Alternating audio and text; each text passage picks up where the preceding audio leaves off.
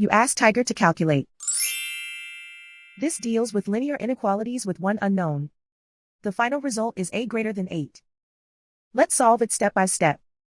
Group all constants on the right side of the inequality. Add 7 to both sides.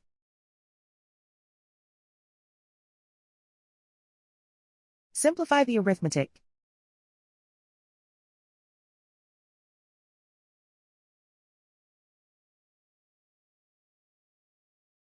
Isolate the a. Divide both sides by 4.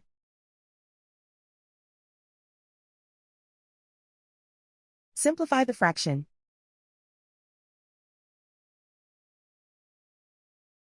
Find the greatest common factor of the numerator and denominator.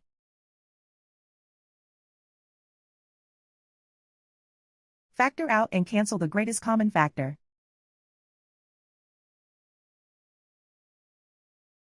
Plot the solution on a coordinate grid.